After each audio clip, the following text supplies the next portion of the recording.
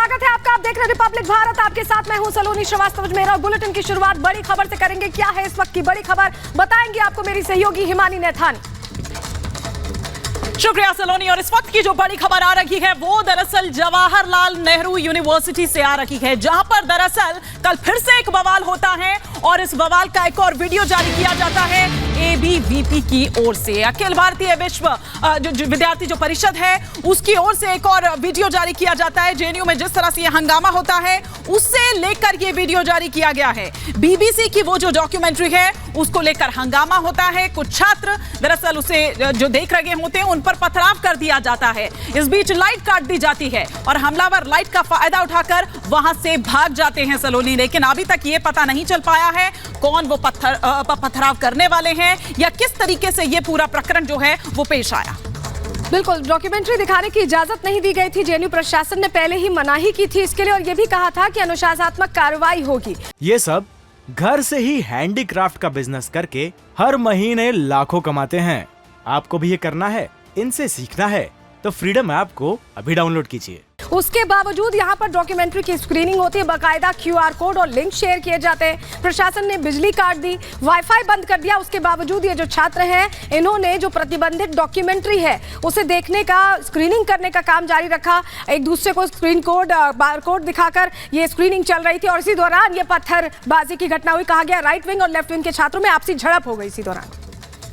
Right wing और left wing के जो छात्र हैं उनमें आपस में झड़प की बात सामने आई थी। लेकिन इस बीच गौरव नाम का एक छात्र जिसने एक वीडियो जारी किया है, इस वीडियो के जरिए दरअसल वो ये दिखाने की कोशिश कर रहा है कि दरअसल अगर उस वक्त मीडिया वहां पर नहीं होती तो वो मॉब लिंचिंग का शिकार हो सकता था। जिस तरह की स्थिति वहां पर पैदा हो गई थी, क्या कुछ और कहा उसने, आइए आपको सुनवाते हैं।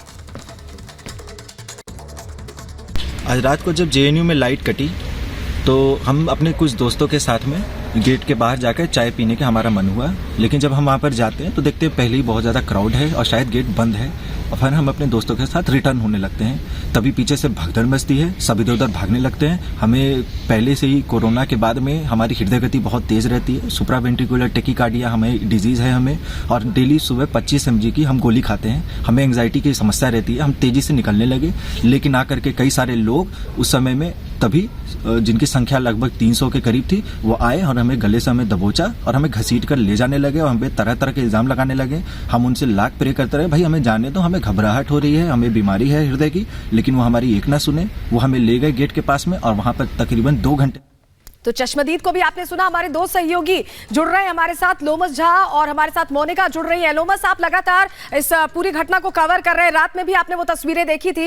ये समझना चाहेंगे कि ये बार बार जेएनयू से ऐसी तस्वीरें क्यों सामने आती? देश विरोधी नारेबाजी होगी तो जेएनयू में होगी, इतना प्रेस्टिजियस ऑर्गेनाइजेशन, इंस्टीट्यूशन है, वहां पर इस तरह बार बार बवाल, इमेज भी खराब होती है और छात्रों के भविष्य पर भी सवाल उठते हैं।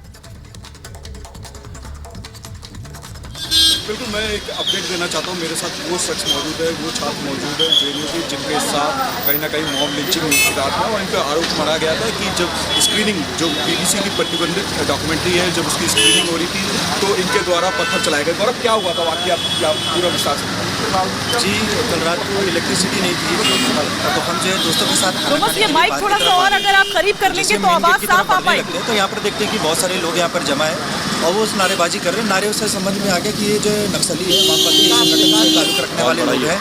और उसके बाद में फिर हमने सोचा कि अब यहाँ जाना शायद सही ना रहा, तो बाहर ही अंदर ही खा लेते हैं गंगा ढाबा में। तो हम लोग अंदर की तरफ वापस फिर लौटे। जैसे लौटने लगे देखिए अफरा तफरी मच रही है, कोई कहीं भाग रहा है, कोई शोर कर रहा है, कोई पत्थरबाजी भी शोर कर रहा है कि वो अचानक से। फिर हमें जो है कोविड के बाद से हृदय की समस्या रहती है, तो हमारी दवाइयाँ भी चलती है, पाल्पिटेशन, एंग्जाइटी की भी समस्या रहती है, तो हमें बेचैनी लगने लगी और हम सारे दोस्त हम लोग जाने लगे। मेरे सहपाठी भी थे, मेरे साथ में जो मेरे क्लासमेट्स हैं।